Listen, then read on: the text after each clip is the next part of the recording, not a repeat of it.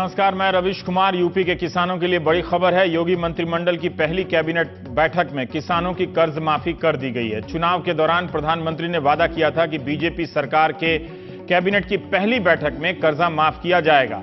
योगी सरकार ने यह वादा पूरा किया है। वादा लघु और सीमांत किसानों के बारे में ही था और ऐलान लघु और सीमांत किसानों के बारे में ही है। स्वास्थ्य मंत्री सिद्धार्थनाथ सिंह ने बताया कि यूपी में 2 करोड़ 15 लाख लघु और सीमांत किसान हैं। इन किसानों का 30,729 करोड़ रुपए का ऋण माफ कर दिया गया है, किया जाएगा। इन किसानों का 1 लाख रुपए तक का फसली ऋण माफ होगा। जिन लोगों ने 1 लाख तक की फसली ऋण ली है उनके खाते से इतनी राशि अपने आप निकाल ली जाएगी, माफ हो जाएगी। इसके अलावा 7 लाख किसानों का एनपीए नॉन प्रॉफिटिंग एसेट जो है वो माफ होगा, यानी जो लोन किसान देने की हालत में नहीं है वो भी। 7 लाख किसानों का एनपीए अमाउंट जो है 5,630 करोड़ रुपया है जो अब माफ होगा। कुल मिलाकर योगी सरकार ने 359 करोड़ किसानों रुपया जो है किसानों का कर्जा माफ किया है। किसी भी राज्य सरकार के द्वारा यह पहली बड़ी ऐसी राशि है और ऋण माफी है। 2 करोड़ 15 लाख लघु और सीमांत किसान हैं। उनका हम लोगों ने जो ऋण माफ किया है वो है 30 करोड़ 739 करोड़ रुपए की है। 30,729 करोड़ 30,729 करोड़ 1 लाख रुपए तक की जिन्होंने ऋण लिया है उसको वहां तक की उनके अकाउंट से उनको माफ किया जाएगा। कोई 7 लाख किसान और हैं जिन्होंने लोन लिया था, वो लोन एनपीए बन जाता है। उनके जो लोन का अमाउंट है वो है 5630 करोड़ 630 करोड़ 5,630 करोड़। और ये जो लोन है ये फुल हम लोगों ने राज्य सरकार ने इसको माफ किया है। एनपीए को पूरा माफ कर दिया है। बाकी 1 लाख तक का ऋण माफ हुआ। फसली ऋण मतलब बीज खाद के लिए बुआई के समय लिया जाने वाला कर्ज। ये बहुत बड़ी राशि है। हर तरह के बैंक इसमें शामिल हैं, ग्रामीण बैंक, व्यावसायिक बैंक, सहकारी बैंक। सिर्फ जिन्होंने महाजन से लोन लिया है उनका माफ नहीं होगा। 36,000 करोड़ की राशि कहां से आएगी, इसके लिए मुख्य सचिव की कमेटी रास्ता खोजेगी। सिद्धार्थनाथ सिंह ने साफ साफ कहा है कि यह माफी इसी वित्त वर्ष में होगी। बजट में राशि मंजूर की जाएगी और उसके बाद से प्रक्रियाएं शुरू हो जाएंगी। इसके अलावा योगी सरकार ने यह भी फैसला किया है कि यूपी में गेहूं खरीद के 5,000 केंद्र बनाए जाएंगे। किसानों के लिए पानी और छांव की व्यवस्था की जाएगी खरीद केंद्रों पर।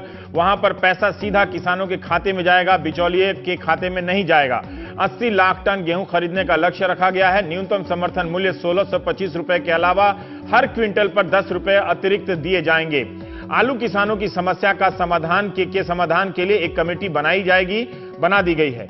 बूचड़ खाने के बारे में सरकार ने कहा है कि जिनके लाइसेंस का नवीनीकरण होना है या जिन्होंने आवेदन दिया है उनका नवीनीकरण किया जाएगा। सरकार को कोई दिक्कत नहीं है। 26 अवैध बूचड़ खाने बंद किए गए हैं। जिन बूचड़ खानों के खिलाफ अति उत्साह में कार्रवाई कर दी गई थी उन्हें बंद नहीं किया जाएगा। जो अवैध है वही नहीं चलेंगे। एंटी रोमियो दस्ते के बारे में भी सरकार ने कहा कि पार्क में या मॉल में सहमति से बैठे जोड़ों को पुलिस परेशान नहीं करेगी, उनका आई कार्ड नहीं मांगेगी। छेड़खानी की शिकायत पर ही कार्रवाई की जाएगी।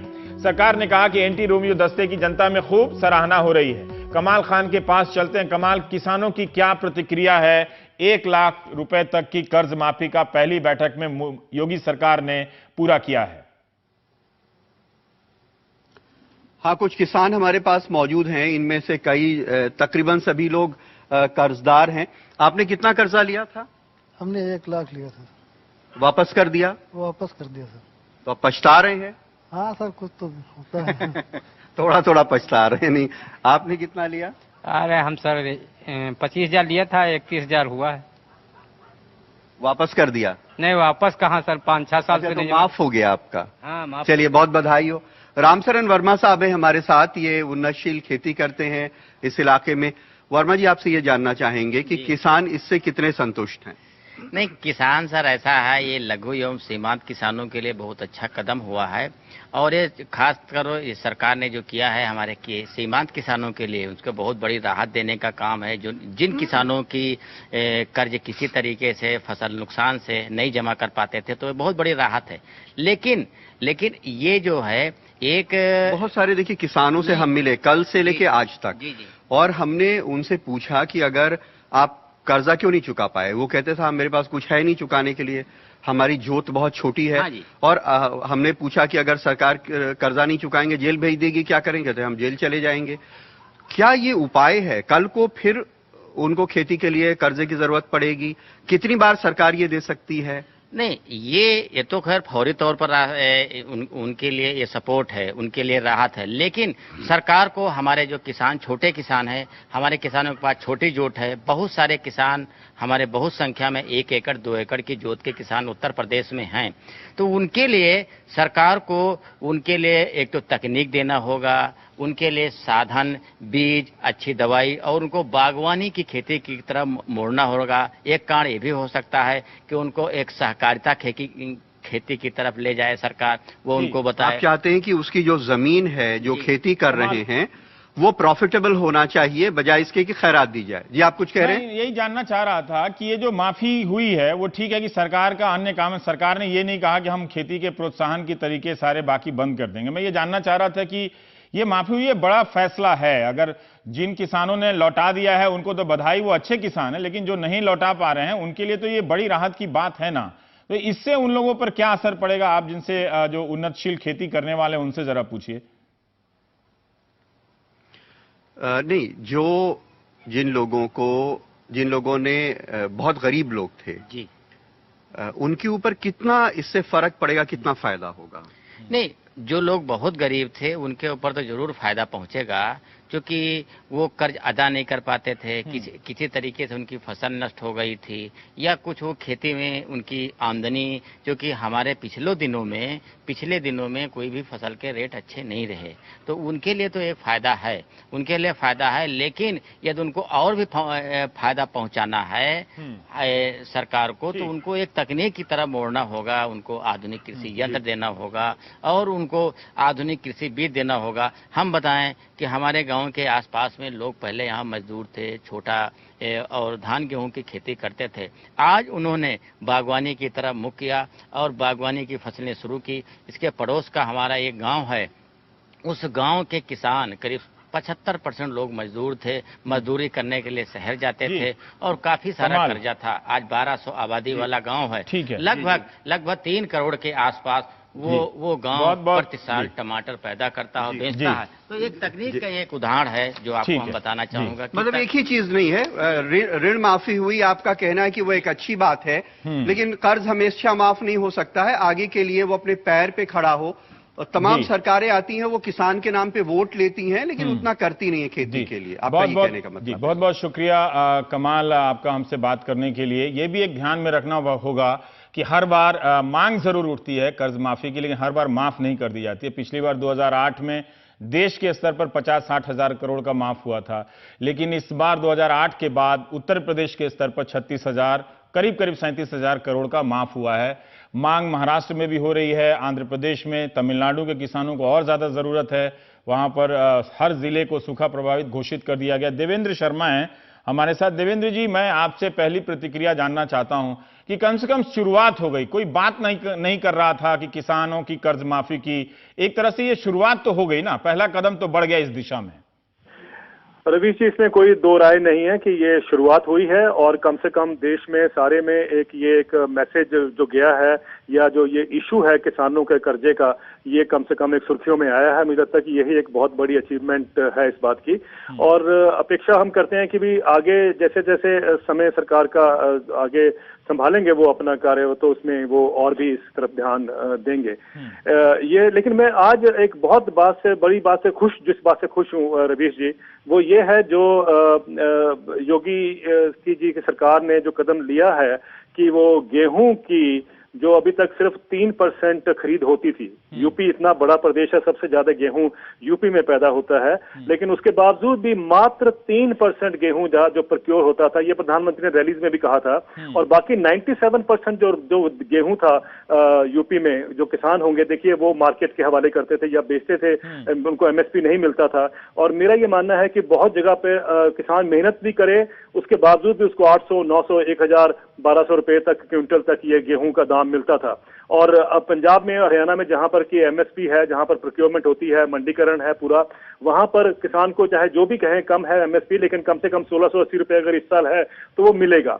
तो ये मुझे लगता है कि जो सरकार ने वहां फैसला लिया है कि 8 मिलियन टन यानी तकरीबन 80 लाख टन जो कि पूरा यूपी का कंट्रीब्यूशन होगा, वो सारे का सारा जो है वो सरकार खरीदेगी। मुझे लगता है कि इससे बड़ी डेवलपमेंट कोई नहीं हो सकती, जो कि सारे देश में खेती को एक नया रास्ता दिखाएगी, क्योंकि सारी कोशिश थी सरकारों की पीछे कि एमएसपी से हटाया जाए और किसानों को मंडियों से बाहर किया जाए, एपीएमसी को बंद किया जाए, और ये सब कोशिश चल रही थी। लेकिन योगी जी ने जो एक रास्ता नया दिखा दिया। मैं देख रहा था इसकी रिपोर्टिंग, देवेंद्र जी मुझे भी लग रहा था कि एक बड़ा फैसला है एमएसपी के दायरे में 80 लाख टन को खरीदने की जो बात हुई है, लेकिन हर कोई मिस कर गया, कर्ज माफी पे चला गया।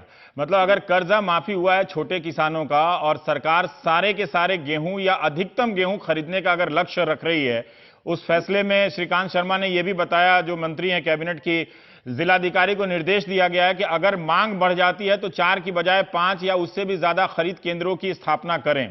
तो आप ये कह रहे हैं कि इससे किसानों के हाथ में थोड़ा पैसा भी आएगा, और ये एक ज्यादा बड़ा फैसला है पूरे प्रदेश के स्तर पर। देखिए, अगर आप पंजाब के किसानों को देखें, पंजाब के किसानों की चाहे प्रोडक्टिविटी बहुत दुनिया में सबसे ऊपर है गेहूं और धान की, लेकिन सबसे बड़ी बात है कि किसान को वहां पर एक न्यूनतम मूल्य मिलता है, अश्योर्ड इनकम मिलती है, अश्योर्ड प्राइस मिलता है। यही एक कारण है कि किसान ने डाइवर्सिफाई नहीं किया। पंजाब में बहुत कोशिश हुई कि किसानों को कहा जाए कि आप सरसों लगाइए या कोई सनफ्लावर लगाइए या जो भी लगाइए, लेकिन वो नहीं किया। लेकिन अगर यूपी में ये कदम होता है, मुझे लगता है कि बहुत इंपॉर्टेंट है, क्योंकि यहाँ तो कभी हुआ ही नहीं है। और आप ये देखिए कि आप गन्ना बेल्ट को छोड़ दें तो बाकी जो बेल्ट है सारी यूपी की, जिसमें ईस्टर्न यूपी भी आता है, उसके लिए कितनी बड़ी डेवलपमेंट है ये मुझे लगता है कि इसको देखना चाहिए। और अभी मैं आशा करता हूं कि गेहूं से शुरुआत हुई है, शायद धान के टाइम पर धान की भी खरीद होनी चाहिए, और बाकी सरसों की और ये जो बाकी फसलें हैं, टमाटर की, इन सब की जो खरीद होनी चाहिए। अगर ये योगी जी कर पाते हैं और इस बात को मेंटेन करते हैं, तो मैं आपको दावे से कहता हूं रवीश जी, ये सारे देश का नक्शा जो है बदल सकता है। तो एक बड़ी बात है, इसलिए श्रीकांत शर्मा जो उनके कैबिनेट मंत्री, उन्होंने सबसे पहला इसी घोषणा इसी की, लेकिन पत्रकार और टीवी के एंकर कर्ज माफी के लिए ज्यादा तैयार थे। लेकिन फिर भी आप इन दो बातों के लिए लड़ते रहे, तो आपके हिसाब से तो एक जीत है। कई आलोचक इसे अर्ध माफी, पूरा माफ नहीं किया, छोटा माफ नहीं किया, लेकिन 1 लाख तक की राशि अगर माफ की जा रही है और बिना वो भी किसी बहुत ज्यादा कागजी कार्रवाई के, तो एक तो बड़ी बात है कि जिनका आधार से अगर जुड़ा हुआ है, अगर 2 करोड़ 15 लाख किसानों को इससे लाभ मिल रहा है। तो देखिए, इसमें रवीश जी एक और बड़ी इंपॉर्टेंट बात यह है कि अगर किसान की, अगर अभी जैसे बताया गया कि 86 लाख किसानों को फायदा होगा, तो अगर उसमें से किसी को 50,000, किसी को 40,000 भी कर्जा अगर माफ होता है, वो तो वन टाइम राइट ऑफ होता है। अगर 1 लाख अगर इमीडिएट तो राहत उसको मिलती है, इसमें कोई दो राय नहीं। अगर 1 लाख भी माफ होगा सबका, तब भी उसको मिलती है। लेकिन सबसे बड़ी बात है कि उसके बाद क्या है, नेक्स्ट कदम क्या है।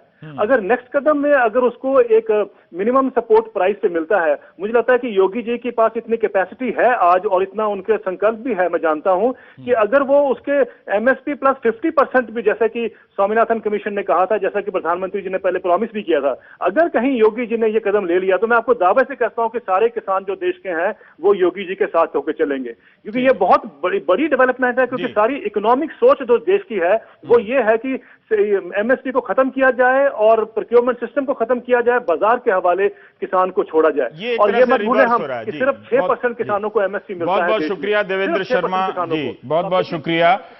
2 महत्वपूर्ण खबरों की तरफ ध्यान दिलाने के लिए, वरना हमारा भी ध्यान सिर्फ कर्ज माफी पे ही था।